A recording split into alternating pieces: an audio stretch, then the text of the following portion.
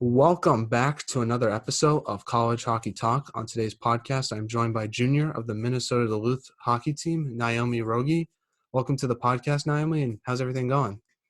Thank you for having me, and everything's going good as of right now. I'm excited to start working out again and get back to hopefully us winning the national championship instead of just losing. So I think we're really hoping to get back there. Definitely. And how was your break? I know you went to Florida. Just what was it like to get some time off and spend some time away from the game? It was awesome. I was able to go down with my mom and my boyfriend, so it was fun to kind of just get a break from reality. Still had some school to do, but it was nice to just relax for a little bit since we've been going so long. We've been working out since I think it was mid-July. We were working out. Some girls were in Duluth, and we were just trying to get whatever gym we could that was open during COVID. So to be able to go that long and finally get a week's rest was really worth it. Yeah, how was your off season last year? Like, what was your preparation process like? Because the season was very uncertain at that time period, and also rinks were very limited, and gyms were also closed as well. So, how'd you go about training for this year? Yeah, so actually our strength coach had a lot of ideas for us. He would talk about having backpacks full of water bottles, seeing if you could find a sandbag anywhere, just random things that you could substitute as weights we try to do. And he came up with so many different things of using towels for ab exercises. And so we actually started off in May. We were doing team competitions. So there was, I think, 5 or 6 teams put together, and we were counting calories, counting activity minutes, anything we were doing active. We were doing competitions. Our team is very competitive. So we did that, I think, for 2 months. And then our UMD facility actually was able to open up for a little bit. So we had a group of girls come back up to Duluth, and we were using our gym. We had to do symptoms checks and all of that kind of fun stuff. And then once our team was all back, we started skating and stuff as normal. We planned as if we were starting on the normal date, even though we didn't know, because we wanted to be ready whenever. And once it got pushed back, we just continued with the same thing and put the new date up on the board. So that was kind of our mindset going through off season. Yeah, and this season was very different compared to other seasons in the past. How'd you deal with all the challenges that your team faced? We pride ourselves on being able to just go through adversity no matter what it was. And I think we've gone through a lot of that in previous seasons, and it was just a different situation in a new year. So we were pretty much very open to anything we had to do. We had to cut off our parents. We had to cut off significant others. So we were just so close as a team that we were able to bond a lot more. And I think that's why we succeeded so well, is because of how well our team was. Like, we just bonded so well, and we knew everyone was in it for each other. And so I think that was something that we really focused on, was just battling through the adversity together. Yeah, and how'd you deal with some of the challenges of not being with your family and significant others? Like, how'd you kind of balance being far away from them for a certain number of period of time? I think all of them bought in as well to what we were doing. So they knew our goal was to win the national championship, and all of them supported us. So they were still up in the stands once they were able to. FaceTime calls. I know we did a lot of, for my family, we did Zoom Thanksgiving and Zoom Christmases. And so I think that was something that was helpful, is that families knew what we wanted and what our goal was. And they were there every step of the way, which made it super helpful. Now, you didn't play at least the first half of the season without any fans. How did you adjust to that aspect of not having a crowd? We like to focus on what's inside the glass, and so it just made it a lot easier once we focused on that, and we wanted to create our own energy. And so we just really focused on being our own cheerleaders and being our own rally squad, I guess, if that's what you want to call it. And we just made sure that we were focused on what's inside the rink, because if we focused on that there's no one in the stands, then that's just going to hinder your game. So if we could just stay inside the glass, it really helped us. Yeah, I know. And well, how did you try to bring some of that energy on the bench without the crowd noise off the bench? Because I was watching some of your games this year, and whenever a player made a block shot or a nice pass, you guys went insane on the bench. It was fun to see it through a screen. I guess, how did you try to implement that throughout the game? That's just our team. We love seeing everyone with block shots. Our team goes absolutely nuts, because we know how much it means that you're putting your body on the line for the girl next to you. And I think that's something we pride ourselves on. So when anything like that happens, we go nuts just instantly. And it's not like we purposely are like, all right, we're going to cheer for block shots. It's just how much everyone cares about each other that we do that. Yeah, and you also had to deal with some schedule changes throughout the regular season. How did you mentally stay prepared for all those changes and postponements to your schedule, and what was the key for maintaining flexibility for this season?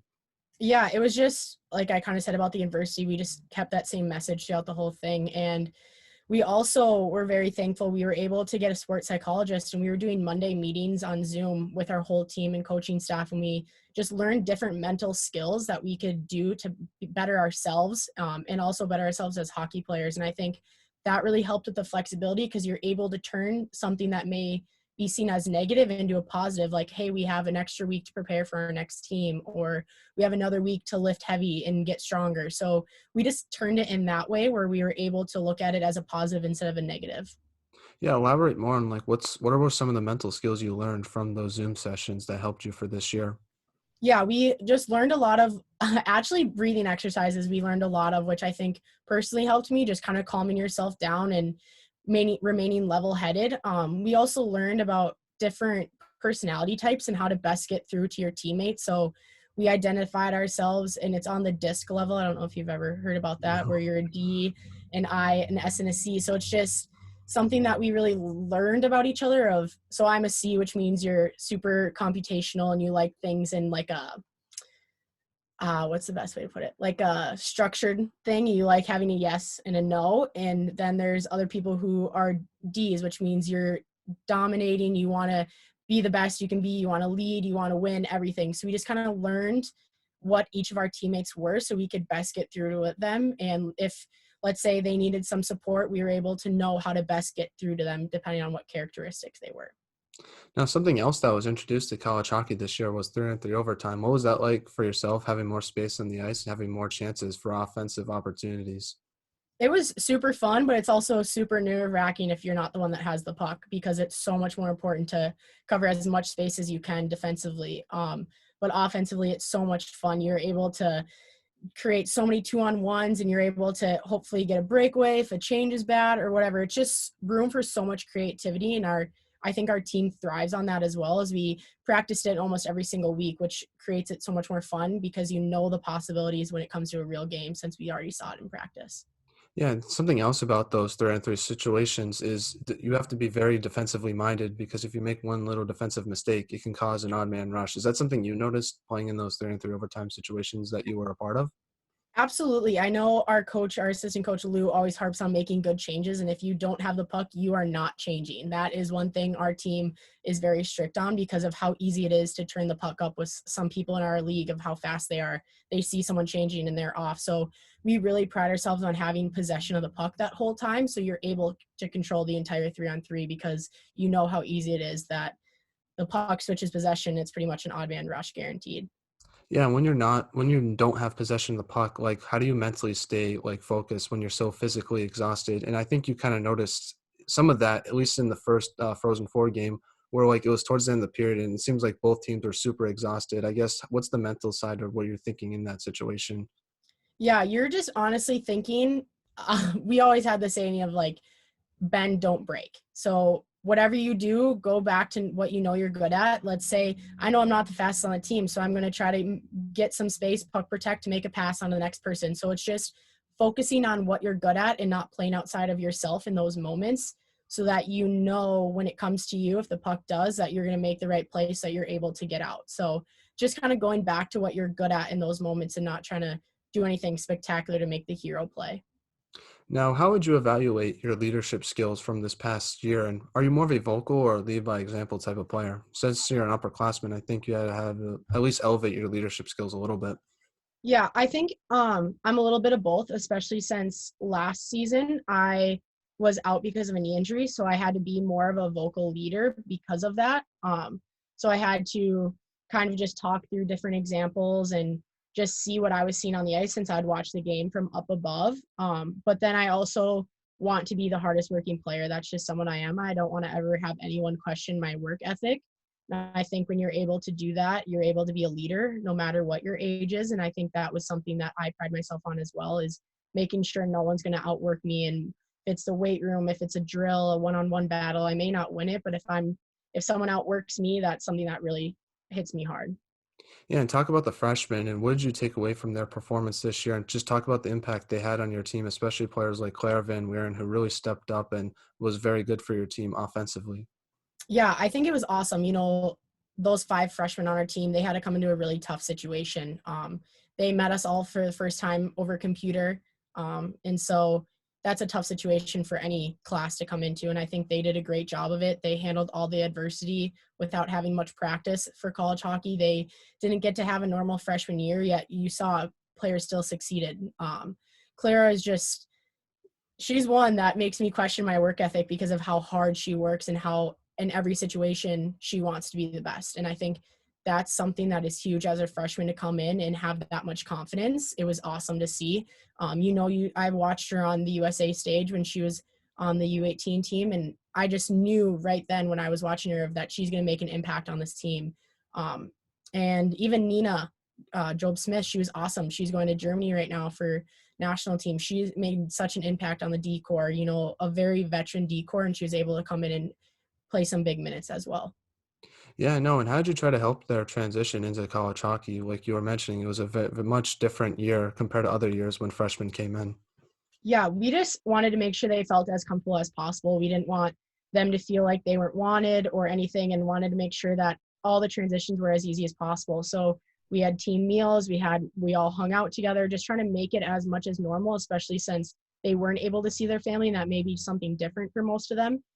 So we were trying to be that family for them and just introduce them. We were there if they had any questions. If they were having a bad day, we were there for them too. So just trying to be their own support system, I think, really helped with that transition.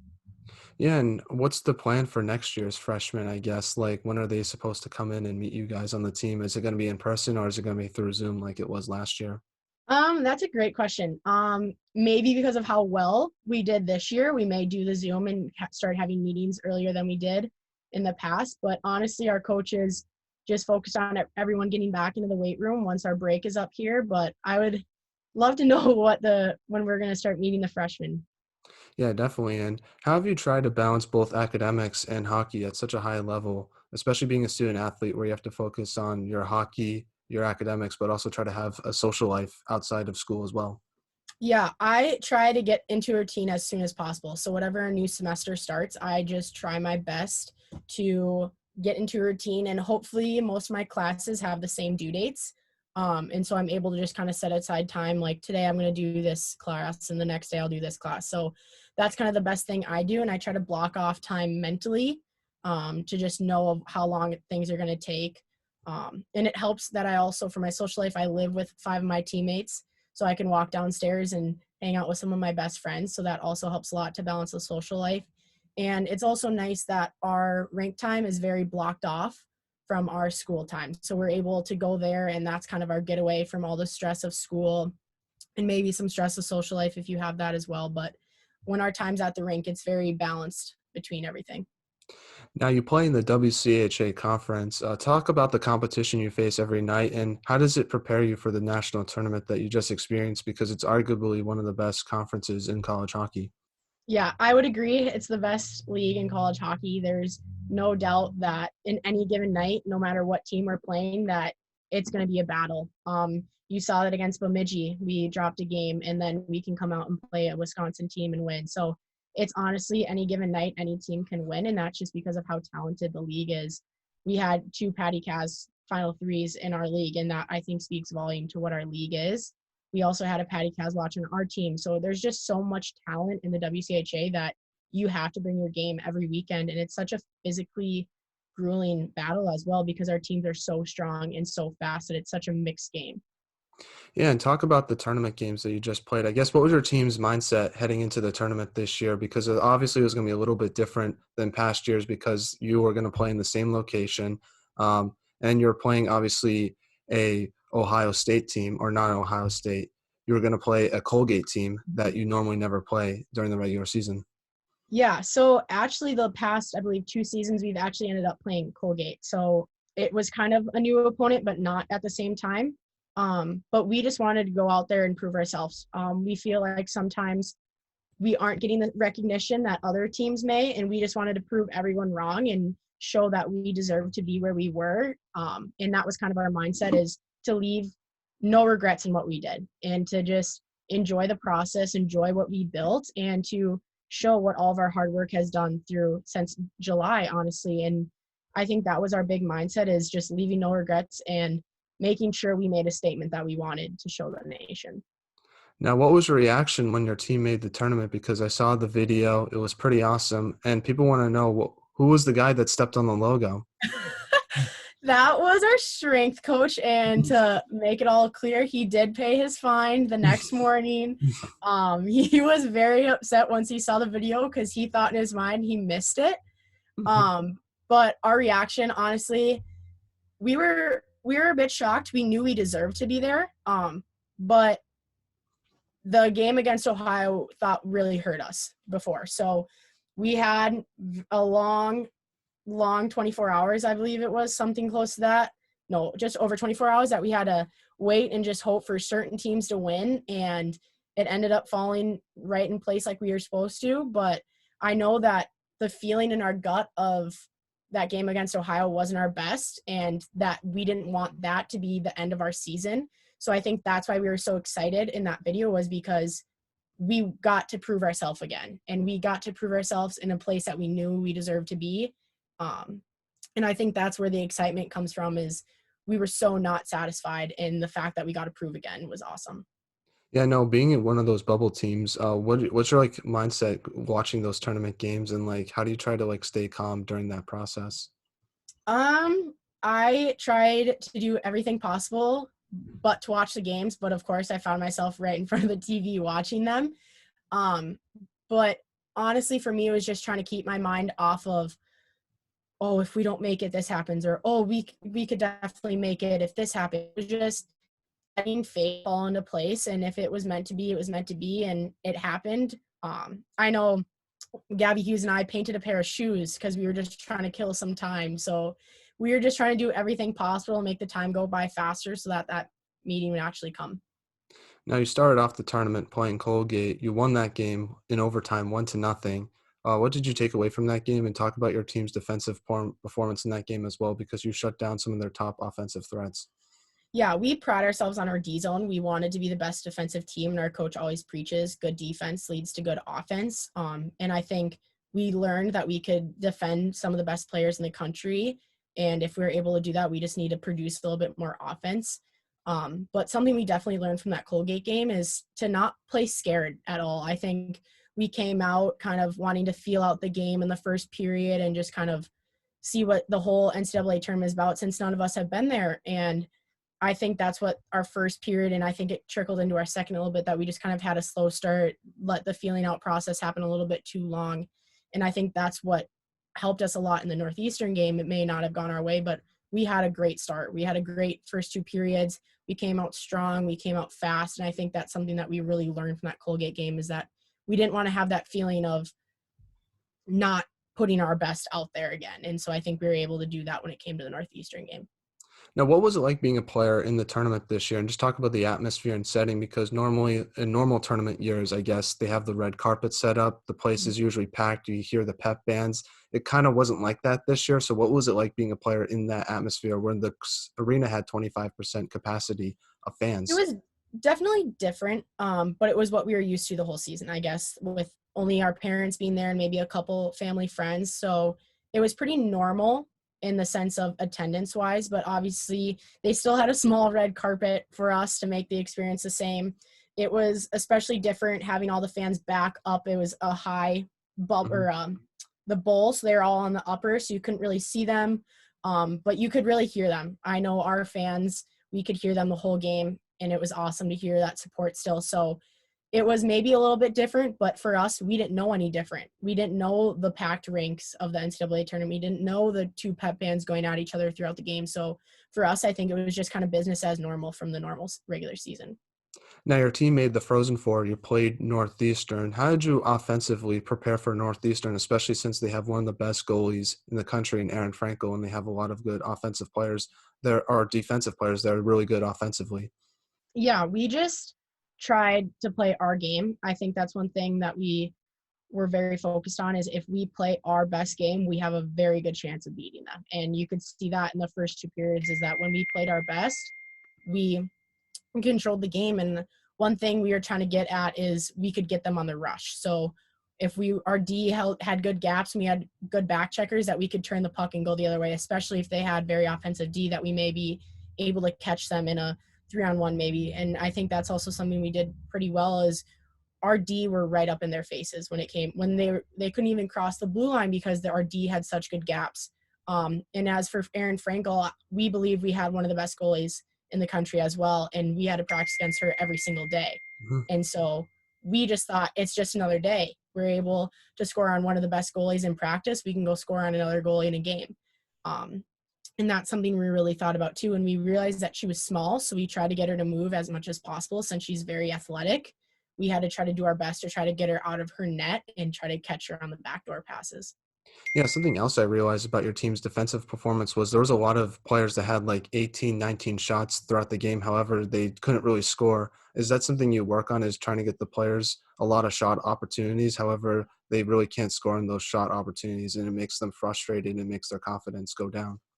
Yeah, we just try to do our best to kind of get the puck on net. I guess that's one thing that we focus on, is we don't know any weird thing can go in. Mhm. And so we just prided ourselves on testing Erin as much as possible and trying to get as many pucks to net, especially since we know she's good, that maybe a weird angle may catch her off guard. So that's something we obviously looked at. And we know who can score goals in our team, but we also know that there could be some different players. Mannon McMahon gets her first goal the whole season in the Frozen Four game. So it doesn't matter really who shoots the puck, as long as it goes in the net, is something we are excited about. Now you guys were up 2-0 in that game, and then unfortunately you gave up 2 goals in the third period. I guess what was your mindset heading into overtime after that third period you guys had? I was personally, I think our whole team, we were very confident. We knew that they got lucky on that 5-on-3. We take a couple unfortunate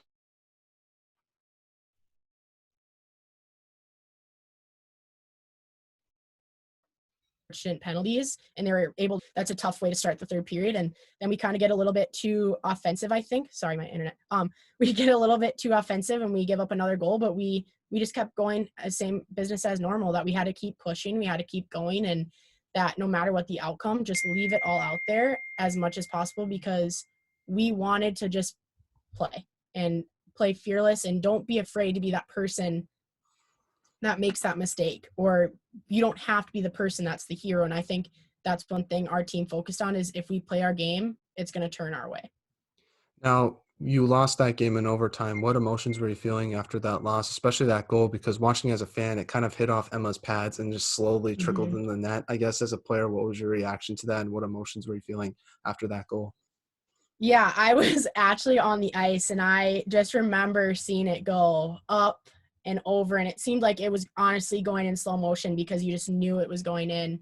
Um, but I think as a player, everyone played their game of their lives. We truly put our best foot out there, and I think it's hard to be disappointed when you feel that way.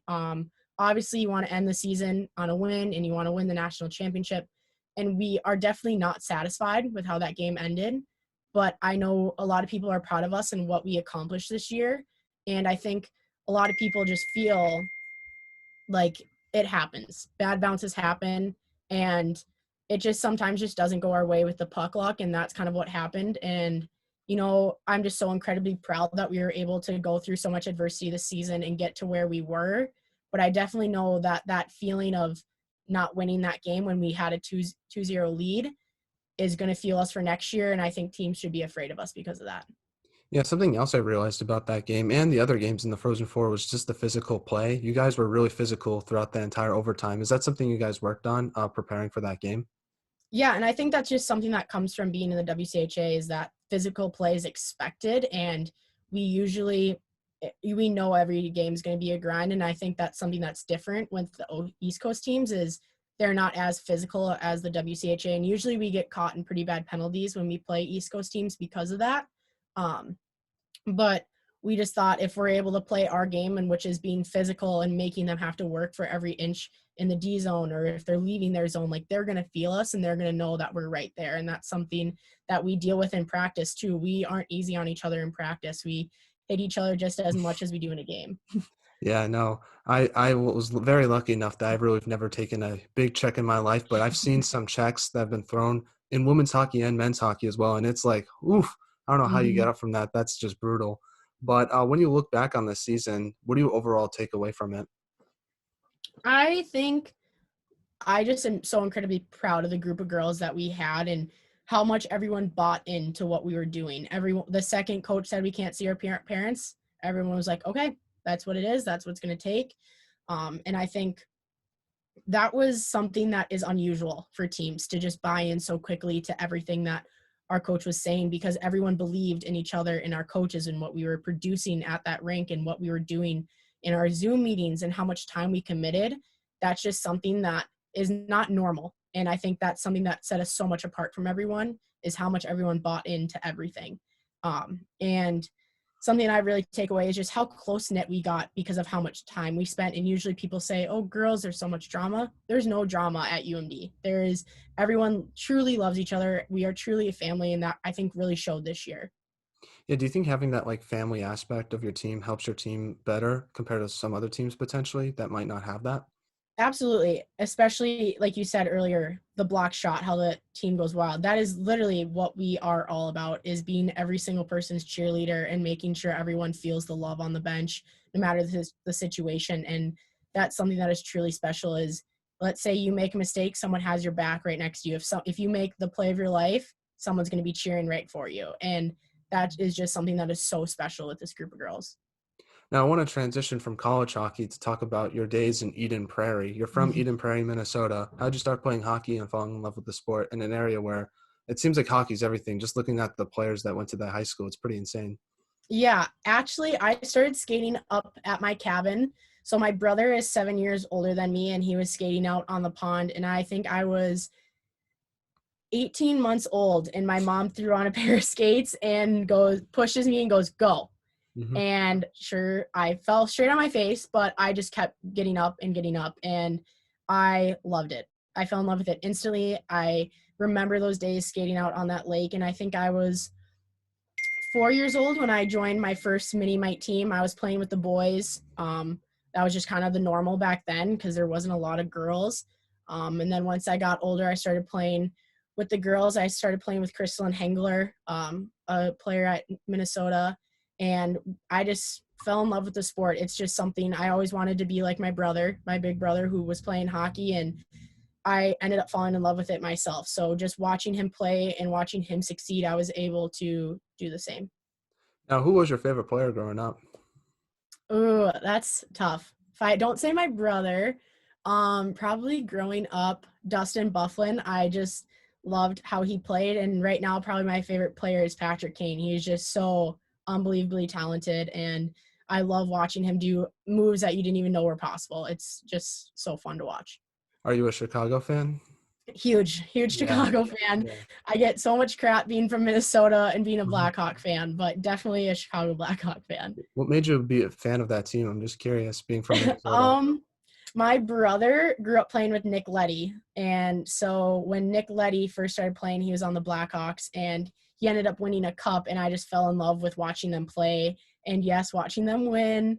So you can say I'm a little bit of a bandwagon, but I just have stuck with them ever since, even though Leddy is now with the Islanders. But they were so fun to watch, and I think just watching so many talented players made it fun for me.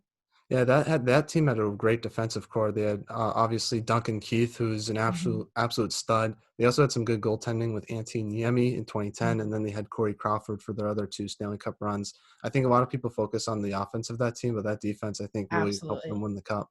Absolutely. It was so fun to watch, and it was cool too because Dustin Bufflin worked out at the same gym I did throughout the summer. So I was actually able to see him after they won the cup, and I was just so starstruck. So I was like, "Oh my gosh, you just won a Stanley Cup, and you're in the same gym that I am." So Yeah. it's just so cool. How scary is he in real life? Because watching him play, he can. We were talking about physicality earlier. He can crush some guys, and those are like pretty big players in the NHL that he absolutely like destroys. Not just hitting, but fighting as well. He is very nice. He Hmm. is, he just loves everyone. He is so nice to everyone. He doesn't act like an NHL player. He just acts like another guy in the gym. So that's pretty special. Nice. Now, You played for your high school in Eden Prairie. What was that experience like for you? Because I've been starting to follow a little bit the Minnesota high school hockey scene. I'm not from Minnesota, but a lot of great players went there. I know, for example, a freshman at Minnesota State, Sydney Langseth, she went to Eden Prairie and she's obviously having a lot of success in college hockey. So I guess what was your experience like in Eden Prairie overall? It was awesome. We had great coaches who just wanted to see everyone succeed and push us every day. Something that I learned super early being at Eden Prairie is how important strength and conditioning was. We did strength and conditioning, I believe, 3 times a week, even if we had a game the next day. So that was something that was drilled into us at an early age, and I think that helps. So when I was a freshman in high school, I was seeing seniors do these huge lifts with a huge amount of weight, and I was seeing them succeed on ice, and that was something that I wanted to do then as well. And that was just something that was the culture that was created. I also think it was super fun being able to play with the friends that you started with. So I played with Crystal and Hangler, Sydney Langseth, I believe I played with for 2 years because she played as an eighth grader. And so it's just super fun to see all those girls succeed. I ended up playing with Kate Ridlin as well, who is a Penn State, Lauren Boyle, Charlie Dahlquist, who are both at Ohio State. It's just the culture that he creates is people who want to play at the next level. And that is something that pushes everyone else around them as well. Yeah, Lauren Boyle was a super underrated defenseman with Ohio State. I had her on the podcast, and it was cool hearing her experience about how she took her experience from Eden Prairie all the way to college hockey. So that's a player that I feel like doesn't get enough credit. Agreed. She was very shut down defenseman. I just remember going against her in practice. I was this little freshman and I was like, oh my gosh, I have to go against this girl. She was just so strong. She handled the puck very well and she was very offensive. And I don't think people gave her enough credit at how well she was offensively as well. Yeah, definitely. And what was the Minnesota high school hockey scene like? Because being from the East Coast, I hate to say it to you, but I just don't get it. It's just it's very interesting to me that you can play for your hometown high school hockey team and make it to D1 college hockey. It's kind of uncommon where I'm from. Yeah, I just think it's just so competitive. And I think like I hated playing Edina because they're so good and they produce so many people. And I think it's because so many of the players that were 10, 20 years ahead of me came back to produce what is now the programs. And I think that's something that is very special in Minnesota is a lot of people go back to their hometown to create a program that is winning. And I think that's what a lot of Minnesota is everyone going back and giving back to the program that built them. And I just remember Kelly Sealer, who is a big name out of Eden Prairie, played at the Gophers, who came back and helped us all the time. And I think that's something that really resonates with me is that the amount of people that give to make sure everyone else is better. Do you try to give a little bit to the high school hockey scene in Minnesota, even though you're still playing in college? Oh, yeah, absolutely. I send texts to our head coach whenever I see that they have big games coming up, just wishing the girls luck. Sad to say that I'm getting this old that I don't recognize any of the names anymore on the high school team. So I just try to give my best to those girls, even though I don't know them, because I know what those moments feel like. And I remember losing in sections. I remember winning in sections. So it's just making sure I'm giving as much as I can to help them, even if it's just a little text. Is that weird not knowing anyone on the team, especially for yourself, seeing Sydney Langseth be in college as a freshman? Yeah, and I also got to play with Grace Kuipers, who Mhm. is just ended her career at Eden Prairie, and I just feel so old now knowing that I don't know any of the girls there. And it makes it different watching too, because especially I love seeing Sid succeed last year. It was awesome to see her get so much recognition because she may not have gotten as much recognition as I thought she should have when she was a younger player. And so to see her get that much and see her how well she's succeeding at Mankato, it's just awesome to see. Yeah, definitely. And how did Eden Prairie help you specifically prepare for college hockey? They told me how it was playing straight. If I wasn't playing well, they told me, and if I was, they wanted to keep going and wanted me to be even better. And I think that's something that was super helpful is that they were so honest and they wanted you to be the best you could be no matter what the situation was. And we got bag skated when games weren't good. If games went well, we did the same thing, the same routine. So it was just kind of getting into the same thing of college hockey that if something doesn't go well, you're probably going to get skated. And if you don't listen, stuff's going to go wrong. And I think just buying into those little things really helped me. Now, talk about your recruiting process and why did you choose to go to Duluth? Yeah, so my recruiting process was a little different because I also played soccer and lacrosse in up through high school, and so I didn't really know what sport I wanted to play in college. So it was kind of figuring that out as first and just kind of feeling out what the other sports options were. Um, and I actually had my first college contact me. It was actually North Dakota when I was a sophomore.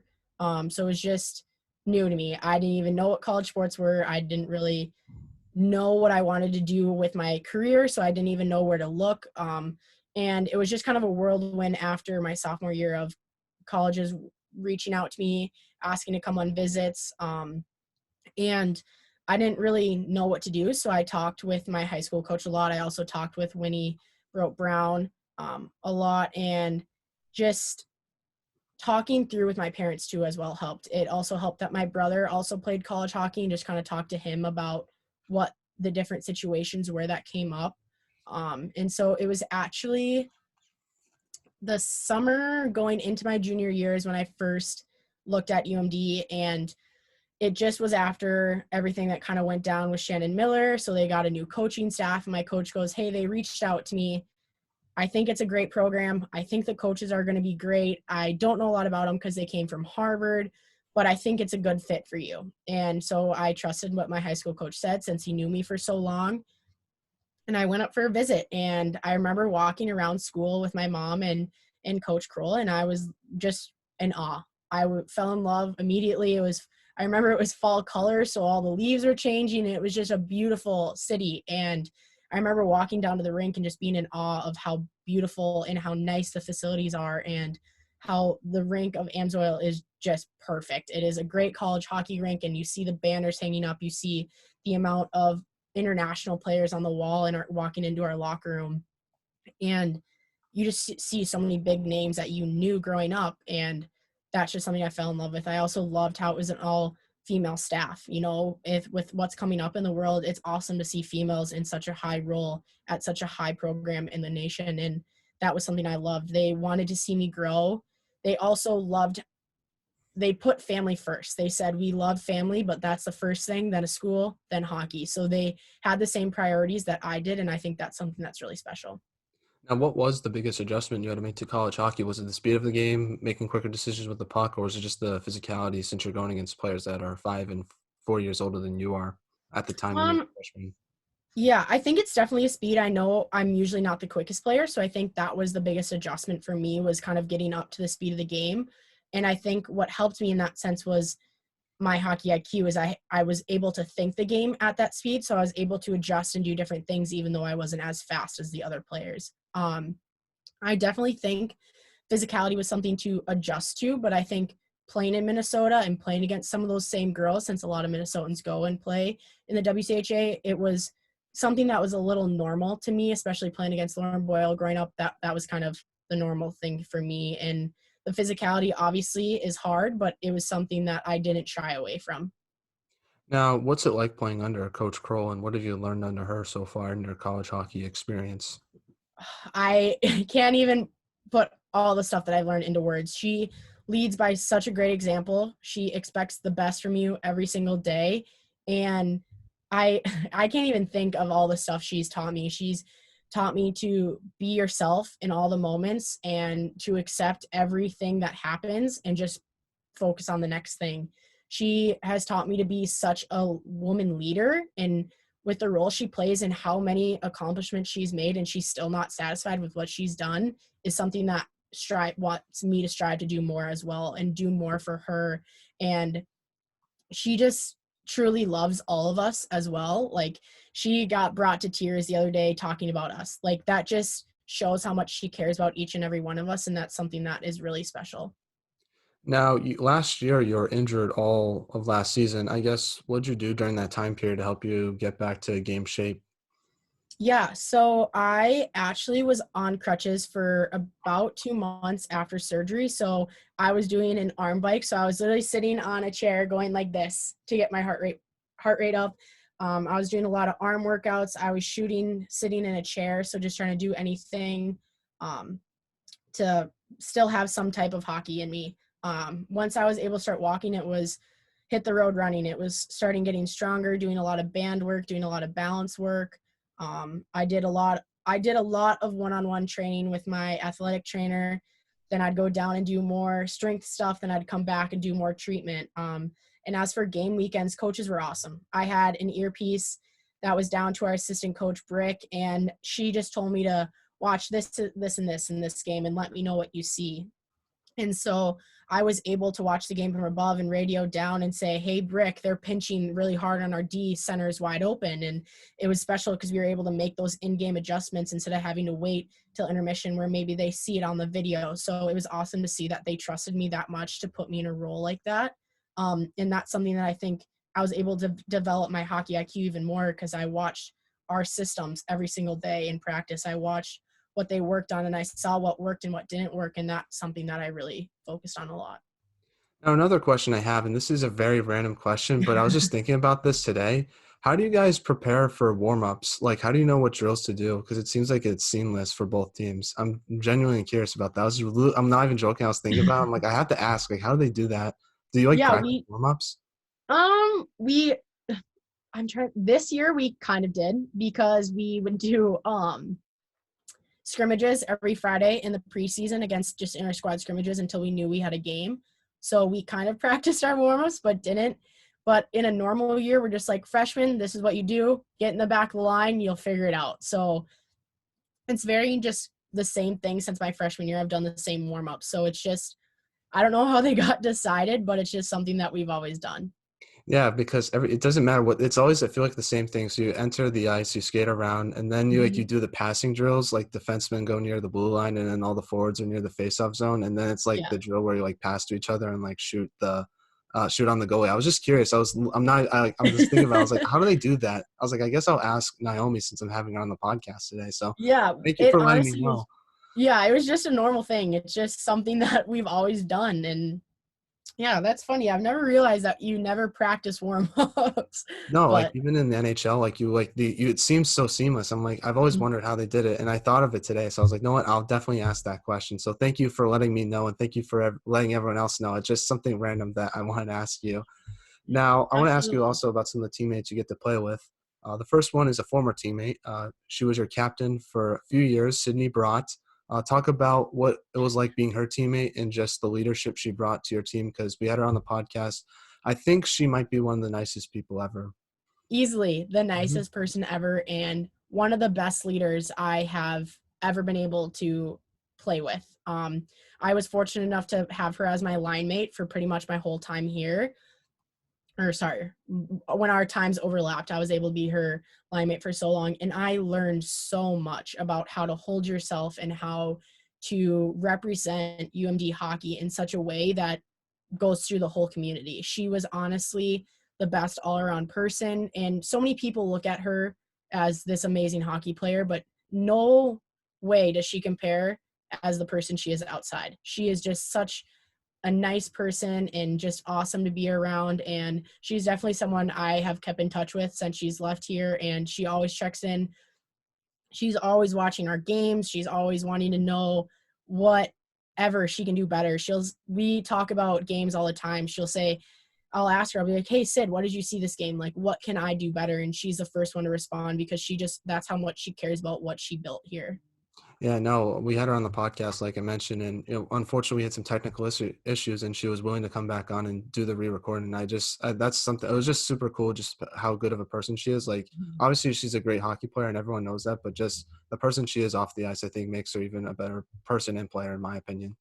Absolutely. You don't be one of the youngest captains in program history without being who she was. That just says, I think, enough about her is she was a sophomore captain in a very old team. And that just shows her leadership skills and how much she wanted to be the best. She was the first and the last person to leave the rink. Like, first one there, last one to leave. Like, she just wanted to be the best she could be every single day. And she led by example by that. Yeah, no, and another player I want to talk to you about is a player that I feel like doesn't get enough recognition is Brooklyn Schugel. She was another senior from last year. Talk about what she was like as a teammate, especially since she went through something similar that you went through last year. Yeah, I think you picked my two best friends from the whole time I've been here. They are honestly the best, but Brooke definitely was very underrated. I think she is very good. She can score like none other. She has, I think, the most points at New Ulm High School that has ever been put up in their program. And she is just so awesome. And I remember when my knee injury happened, she was one of the first people to call me. she didn't text me. She called me to ask how I was doing and what she could do for me. And she was there every step of the way. She made gifts for me when she knew certain things were coming up. When my 1 month appointment was coming up, she was there for me. When I was able to take my first steps again, she was there watching. When I was able to step on the ice, she was the biggest supporter. And that's something that is so special, as well as she was able to go through such a tough time with her knee injury, and she didn't have someone that I did like in her. She had to do it all alone, and showing that she didn't want anyone to go through that same thing alone. That was awesome. She is incredible. Her family is incredible. I'm such good friends with all of them because of what person she is. You also got to play with an Olympic gold medalist, Maddie Rooney. I guess like what did she mean to your team throughout your years there, and talk about how good of a goalie she is? She doesn't need anyone else to talk about how good of a goalie she is, because her performance speaks for herself. I don't know if you just saw the Oh, USA it's the hockey kick video save. That was of her stacked pads, and I don't think people realize she did that stuff in practice to us, and it's just so mean. I just can't get over it. She would take out so much on us and just ruin our confidence in practice, because she would do amazing things like that. But she was such an awesome player as well. She's so nice. You would never know she was an Olympian. If you were in our rink, in our locker room, you would not be able to pick out who Maddie Rooney was, because of how she prepared and how she didn't like any of the fame. She hated it, honestly. I remember her USA pads came into our rink, and they're sitting in her stall, and we're giving her so much crap. And she's like, who put these in here? Like, I don't need these in here, because she did not want to flaunt what she accomplished already. And that's something that's special and speaks about a lot about her as a person.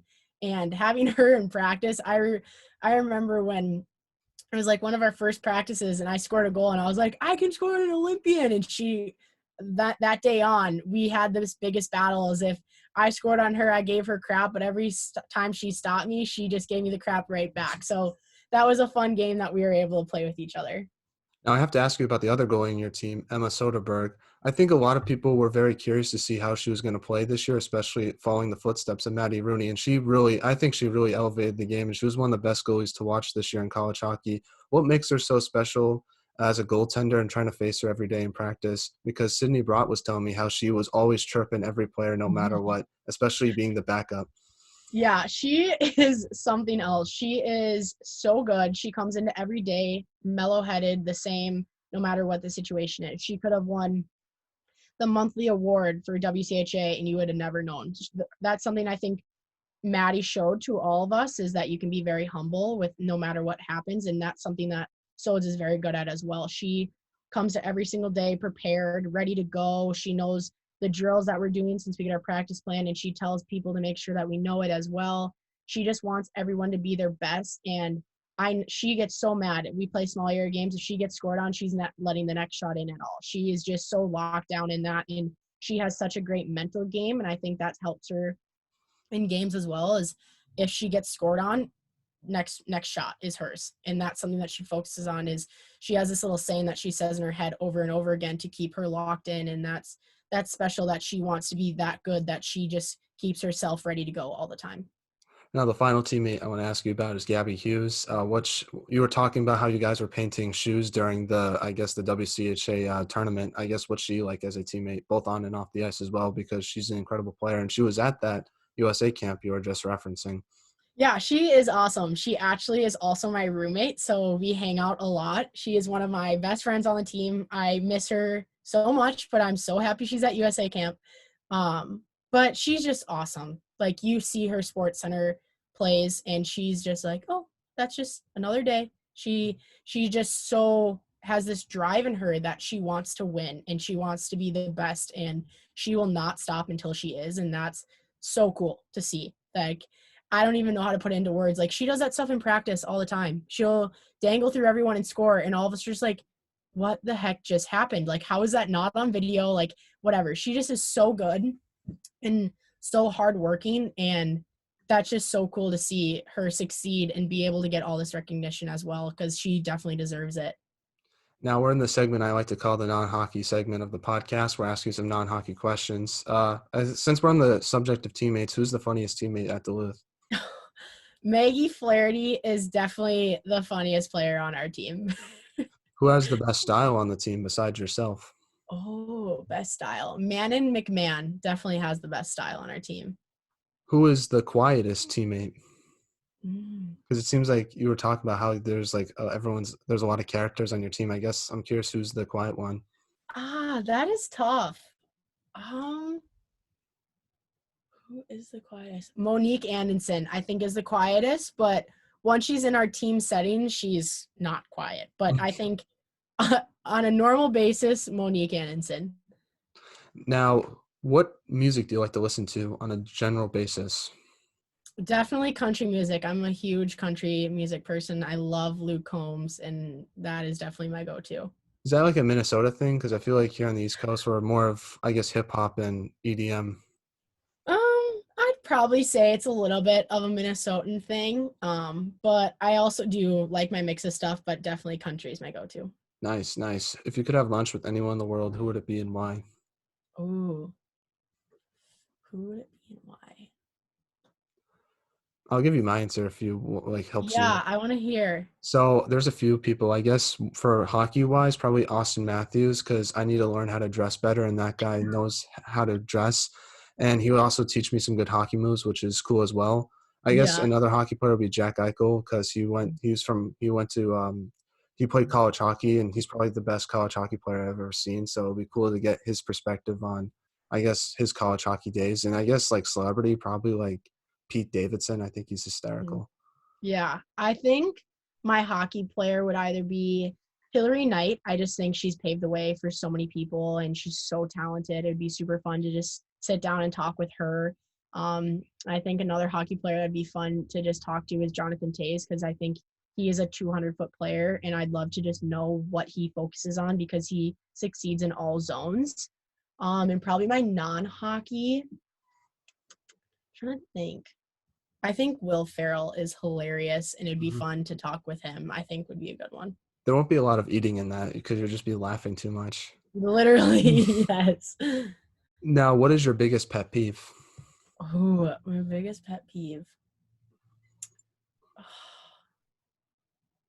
I'm trying to think. I'm like not really an irritable person, so maybe I think leaving dirty dishes in a sink is really annoying, especially living with 6 people total in this house. It's very easy to have that happen. I think that's my pet peeve.